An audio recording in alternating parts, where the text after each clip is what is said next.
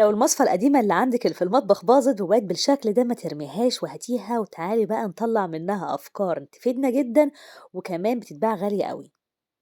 أول حاجة هعملها هبتدي كده إن أنا أشوف عندي أي علبة بلاستيك زي اللي معايا دي، وبعد كده هشيل بس الإطار اللي بيكون فوق، وبعد كده هبتدي إن أنا أقسمها نصين زي ما احنا شايفين مع بعض. حطوا لايك جميل زيكم، تعالوا نكمل الأفكار بتاعتنا. ده هيكون بس الشكل اللي احنا محتاجينه، وإذا احتاجت بقى إن احنا كده نسويها من فوق هبتدي بس إن أنا أمشي عليها بالمقص بالشكل ده. بعد كده هاستخدم أي ستيكر يكون متوفر عندي، هابتدي بس إن أنا أحط كده الجزء بتاعي، وبعد كده الزيادات هابتدي إن أنا أدخلها ناحية جوه علشان الشكل يكون عندي مظبوط من جوه وكمان برضو من بره. طيب بعد ما خلاص بقى ثبتنا الستيكر بتاعتنا، وكمان لو في أي زيادات كده برضو ظبطناها، ده هيكون بقى الشكل عندنا. هاجيب كده بقى أي قطعة كرتونة تكون عندي زي ما احنا شايفين، وبعد كده هابتدي بس إن أنا أحط كده الشمع بتاعي، وبعد كده أثبت بقى الجزء اللي احنا عملناه مع بعض على الكرتونة بالشكل ده. أكيد هيظهر عندنا كده زيادات بالمقص بقى بتاعنا، وابتدي إن أنا أشيلها كلها زي ما احنا شايفين مع بعض. نجيب بقى المصفى بتاعتنا اللي باظت، وكل بس اللي احنا هنعمله فيها هبتدي بقى إن أنا أكمل عليها زي ما احنا شايفين بالمقص، وعلى فكرة هيتقص معانا بمنتهى السهولة. عايزة كمان إن أنا أستغنى عن الجزء ده، فبرضه هبتدي بس إن أنا أعمله كده يمين وشمال، فبرضه هيتقطع معايا سهل جدا. ده بقى الجزء اللي احنا هنستخدمه مع بعض. هبتدي ان انا اجيب كده خيط مكرمية، كل بس اللي احنا هنعمله هبتدي ان انا اغلف بقى المصفى بتاعتي بالخيط اللي معايا بالطريقة دي. بدخل هنا بقى الخيط كله علشان طبعا يكون سهل عليا ان انا اغلف الجزء ده، وكمان ما ياخدش مننا وقت ولا مجهود ولا اي حاجة. وده هيكون شكلها. وبعد كده بقى هبتدي إن أنا اجيب 3 خيوط، والتلات خيوط دول هعملهم ضفيرة زي ما احنا شايفين مع بعض، واكيد طبعا كلنا بنعرف نعملها. هاجيب بقى الجزء بتاع العلبة البلاستيك اللي احنا عملناه مع بعض في الأول خالص، وكل اللي احنا هنعمله هبتدي بس كده إن أنا أعمل كإطار هتديني شكل حلو جدا، وكمان برضو هتداريلي بقى أي حاجة تكون ظاهرة عندنا كده من الكرتونة اللي معانا. أهم حاجة عندنا تكون الألوان كده متناسقة مع بعضها زي ما احنا شايفين. هبتدي بس إن أنا أمشي كده على طبعا الحروف بتاعة العلبة اللي معانا علشان الشكل عندنا يكون مظبوط.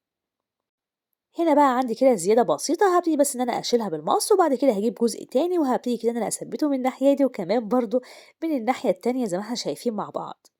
وبعد كده هاجيب جزء تاني برضه من الضفيرة، وأول حاجة هابتدي كده إن أنا برضه أثبته من ناحية تحت علشان يكون الشكل عندنا كويس، وبعد كده هابتدي بقى إن أنا آخد الطرف وهابتدي إن أنا أثبته في الجزء بتاع المصفى اللي احنا برضه عملناه مع بعض من الناحية دي، وكمان برضه من الناحية التانية. وهنا بقى ممكن جدًا إن أنا أضيف كده لولي هيظهر لي الشكل أكتر وأكتر، وكمان برضه هيدّيها شكل أحلى وأحلى. وطالما بقى حطينا فوق أكيد برضه هننزل تحت، وبرضه هنحط لولي تحت. شايفين بقى الإطار هنا بتاع المصفى اللي معانا، أنا محتاجة برضه إن أنا أظهره أكتر وأكتر، وكمان برضه عايزة الدنيا اللي فوق تكون برضه لايقة على الدنيا اللي تحت، فهابتدي إن أنا أحط هنا برضه كده اللولي بتاعي. فهتحسوا بقى كده إن كلها واكلة من بعضها. هاثبّت أول حاجة الأجزاء اللي هنا، وبعد كده بقى هاقص الزيادة، وبعد كده هابتدي بقى إن أنا أجيب جزء تاني وأثبّته بقى من فوق هنا علشان الشكل عندنا يكون مضبوط. ما تيجوا بقى دلوقتي كده نشوف هنستخدمها في إيه وهنستخدمها إزاي. الجزء اللي فوق ده هنحط فيه أي ورود عندنا بالشكل ده، أمّا الجزء بقى اللي تحت ده هابتدي إن أنا أحط فيه برضه أي فوط تكون عندنا. حطّوا لايك جميل كده لأول فكرة، وتعالوا بينا بقى دلوقتي نروح لتاني فكرة عندنا النهارده. وتاني فكرة بقى عندنا النهاردة برضه هاستخدم فيها كده أي مصفى تكون متوفرة عندنا زي ما احنا شايفين مع بعض. هبتدي كده إن أنا أجيبها، وكل اللي أنا هعمله فيها أول حاجة هبتدي هنا أنا أستخدم برضه خيط مكرمية. ممكن طبعا نستخدم أي لون متوفر عندنا. شلنا الجزء بتاع اليد اللي بيكون فيها، وطبعا زي ما قلنا بيتشال معانا سهل جدا، مجرد بس كده ما بنحركه كويس بيتشال معانا. هبتدي كده بس إن أنا ألف الخيط بتاعي، ومش محتاجة أي حاجة خالص تكون باينة عندنا طبعا من الجزء بتاع المصفى اللي معانا. وبعد بقى ما خلاص لفينا الخيط بتاعنا وكمان الدنيا مظبوطة أوي لحد هنا، هبتدي بس إن أنا أجيب أي غطا بلاستيك يكون عندنا. كل اللي احنا هنعمله فيه هبتدي أول حاجة كده إن أنا أحط عليه شمع بالشكل ده، وبعد كده هستخدم أي قماشة زي ما احنا شايفين مع بعض، وهبتدي إن أنا أثبتها على الغطا بقى اللي معايا. طيب أنا ما عنديش غطا، ممكن جدا طبعا نستخدم أي قطعة كرتون تكون كده بقى متينة وبنت حلال، فهتقضي برضو معانا الغرض ما نقلقش خالص. هنا بقى هاعمل القصاقيس بتاعتي اللي احنا متعودين عليها مع بعض، وكل اللي احنا هنعمله بعد كده هحط عليها شمع كده من الأطراف بتاعة الغطا بتاعنا، وبعد كده هثبت بقى كل طبعا الأجزاء اللي معايا بالشكل ده. مجرد بس ما امشي عليها هتحسوا كده الشكل عندنا ابتدى يبان ويظهر أكتر وأكتر. طيب بعد ما خلاص بقى ثبتنا كل كده الحواف بتاعة الجزء بتاع القماشة اللي معانا، هبتدي برضو كده إن أنا أشيل أي زيادات تظهر عندنا. وبعد كده هابتدي بقى إن أنا أجيب قطعة قماش، وبعد كده هابتدي إن أنا أثبّتها من ناحية فوق علشان الشكل عندنا يكون حلو من قدّام وكمان برضه من الناحية التانية. أكيد هيظهر عندنا كده زيادات، فالزيادات دي هابتدي إن أنا أمشي عليها بالمقص بتاعي بمنتهى السهولة علشان الشكل عندنا طبعًا يطلع معانا كويس أوي من قدّام وكمان برضه زي ما قُلنا من ورا. بعد كده هابتدي أنا أجيب خيط المكرمية وهاعمله برضه ضفيرة بالشكل ده، وبعد كده هابتدي إن أنا أجيب الإطار طبعًا بتاع المصفى اللي إحنا عملناه مع بعض في الأول خالص، وهاثبّته طبعًا بالشكل ده، بس إحنا طبعًا لسه هنثبّته بالشمع. بس هاجيب أول حاجة الضفيرة بتاعتي وبعد كده هاثبّتها من ناحية ورا. وبعد كده بقى هاجيب الإطار بتاعنا ونثبّته بقى بمنتهى السهولة كده، أول حاجة نحط عليه شمع كويس جدًا، وبعد كده أبتدي بقى إن أنا أضغط عليه علشان يثبت معايا برضه كويس جدًا. لو أنتِ بقى وصلتِ معايا لحد هنا وبتحبي الأعمال اليدوية كده زيي، انزلي كده في الكومنتات اكتبي لي وكمان حطي لي كده لايك جميل زيِّك. علشان أخلّيها بقى ماسكة أكتر وأكتر هابتدي بس كده أنا أجيب قطعة قماش وبعد كده هابتدي أنا أساويها، وبعد كده هاحط هنا شمع كده، وبعد كده أكيد هنثبّت بقى القطعة اللي معانا. وزي ما إحنا شايفين مع بعض ده هيكون شكلها لحد دلوقتي. كده خلاص ثبّتناها والدنيا كلّها تمام، زي ما إحنا شايفين مع بعض. هابتدي بقى من فوق هنا إن أنا أحط كده الفص ده هيدّينا شكل أحلى وأحلى، وكمان برضه لايق جدًا على الألوان اللي إحنا مستخدمينها. تعالوا بقى نشوف هنستخدمها في إيه وهنستخدمها إزاي. هاستخدمها بقى كرابط للستارة بالشكل ده، فكرة حلوة جدًا وما حدش خالص هيصدّق إنها معمولة من مصفى قديمة مركونة عندنا أو حتى كمان ممكن جدًا نكون بنرميها. ودي كانت تاني فكرة عندنا النهارده، حطّوا بقى كده لايك جميل لتاني فكرة، وتعالوا بينا بقى دلوقتي نروح لتالت فكرة عندنا النهارده.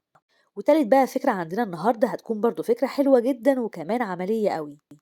أول حاجة هاعملها هابتدي كده أنا أجيب قطعة كرتون على شكل مستطيل، وعلشان أخلّيها متينة أكتر وأكتر هابتدي برضه إن أنا أجيب قطعة تانية وأثبّتها عليها بالشكل ده علشان المقاسين الاتنين يكونوا نفس طبعًا المقاس. هاجيب دلوقتي بقى واحدة من الاتنين وهابتدي كده أنا أحط شمع طبعًا في جميع أجزاء الكرتونة اللي معانا، وبعد كده هاثبّت التانية بالشكل ده عليها. كده بقى ضمنّا إن هي هتكون متينة جدًا معانا. بعد كده بقى هابتدي أنا أستخدم هنا أي sticker أنا حابة أستخدمه، حبيت إن أنا أستخدم اللون ده هيديني شكل حلو أوي زي ما إحنا شايفين مع بعض. الsticker برضه نفسه تحسّوا كده إنه مدّي على جلد شوية، بس أكيد هو مش جلد ولا أي حاجة. هابتدي بقى إن أنا أغلِّف الكرتونة اللي معايا زي ما إحنا شايفين، هابتدي إن أنا أغلِّفها بمنتهى السهولة وزي ما إحنا شايفين مع بعض مش هتاخد معانا وقت ولا أي حاجة. نضغط عليها كويس علشان الsticker بتاعنا يثبت طبعًا من جميع الجهات. بعد كده بقى هابتدي إن أنا أجيب أي غطيان تكون متوفرة عندي، كل بس اللي إحنا محتاجينه إن نكون الغطيان الاتنين نفس المقاس، ما عندناش الغطيان دي ممكن جدًا طبعًا نستخدم أي قطعة كرتون وبرضه هنمشي بنفس الخطوات اللي معانا. جبت هنا طبعًا الغطا بتاعي وأخدت منه بس كده جزء بسيط جدًا، وبعد كده هابتدي أنا أقيسه على الغطا التاني علشان الاتنين يطلعوا نفس المقاس. هاجيب بقى الsticker بتاعنا وزي ما إحنا شايفين مع بعض هابتدي بقى إن أنا أغلِّف الغطا بتاعنا، وطبعًا اتغلِّف معانا سهل جدًا. هابتدي أول حاجة إن أنا أثبِّت كده، وبعد كده هابتدي أنا أعمل القصاقيس بتاعتنا دي، وكل بقى القصاقيس دي هابتدي إن أنا أدخّلها ناحية جوّه بالشكل ده. ودي أسهل طريقة إن إحنا نغلِّف بيها أي حاجة، وعلشان كمان الشكل عندنا يطلع مضبوط بعد كده. وده هيكون شكل طبعًا الغطيان بتاعتنا، كده غلفناها من قدّام وكمان برضه حطينا جزء كده من ناحية ورا علشان تكون مضبوطة عندنا. هاجيب بقى قطعة الكرتون اللي إحنا عملناها مع بعض وهابتدي أنا أستخدم هنا أي شريط للتزيين، حبيت أنا أستخدم اللون ده هيكون لايق جدًا على اللون طبعًا الدهبي اللي إحنا مستخدمينه. جبت هنا الطرف بس بتاع الشريط حطيت منه جزء ورا، وبعد كده برضه الناحية التانية نفس الفكرة. وبعد كده هابتدي أنا أجيب جزء تاني وهاثبته بقى من ناحية قدّام بالشكل ده، وبرضه الأجزاء دي هاثبتها من ناحية ورا علشان تكون مضبوطة عندنا. نقطة بس كده شمع كويسة علشان تمسك معانا كويس. طيب بعد ما خلاص بقى ثبتنا الشريط بتاعنا والدنيا كلها تمام لحد هنا، هنجيب بقى دلوقتي الغطيان اللي إحنا عملناها مع بعض، وأول حاجة هابتدي كده أنا أحط كده خط من الشمع وأثبت بقى الغطا بتاعي بمنتهى السهولة، وما أشيلش إيدي خالص غير لما أضمن إن هو طبعًا هيكون ثابت عندنا. هاجيب بقى دلوقتي كده أي شماعة تكون عندنا مكسورة، وهاخد بس منها كده أي أجزاء تكون متساوية أو حتى كمان هنسويها ما فيش مشكلة خالص. وهابتدي أنا أجيب هنا شريط ستان، وأول حاجة هاثبت نقطة الشمع فوق، وبعد كده هالف بقى الشريط بتاعي بمنتهى السهولة زي ما إحنا شايفين مع بعض. طيب إحنا عايزين من دي كام؟ إحنا عايزين من دي 2 بس مش أكتر من كده. هامشي بقى عليها كلها بالشكل ده، وزي ما إحنا شايفين مع بعض ده هيكون بقى الشكل اللي إحنا طبعًا محتاجين برضه إن إحنا نوصل له. كده عملنا الاتنين اللي إحنا محتاجينهم. بعد كده هابتدي أنا أثبّت كانت الشمع من الناحية دي وكمان برضه من الناحية التانية، وهاثبّتها هنا بقى بمنتهى السهولة، وبرضه هاروح الناحية التانية ونفس الفكرة برضه هاثبّت الجزء التاني اللي معايا، وبرضه ما اشيلش إيدي خالص غير لمّا أضمن إن هي تكون ثابتة عندنا. شايفين بقى الأجزاء دي هابتدي كده أنا أحط كده عليها لولي هتدّيني طبعًا شكل حلو جدًا، وكمان برضه هتظهر لنا الدنيا أكتر وأكتر. هاروح برضه الناحية التانية وبرضه نفس الفكرة هابتدي أنا أثبّت جزء تاني. بعد كده هابتدي أنا أحط هنا الرجول الخشب دي أو طبعًا اللوي الخشب ده هيدينا شكل حلو أوي، وكمان برضه هيرفعها لنا شوية، وهاستخدمها بقى بالطريقة دي، فكرة حلوة جدًا وكمان عملية أوي. وده كان فيديو النهارده، أتمنى فعلًا يكون عجبكم، ما تنسوش تحطوا لايك للفيديو وكمان تشتركوا في القناة لو أنتم النهارده لسه أول مرة بتشوفوني، وطبعًا هاستنى كومنتاتكم الجميلة واستنوني إن شاء الله في فيديو جديد واسيبكم في حفظ الله وأمنه.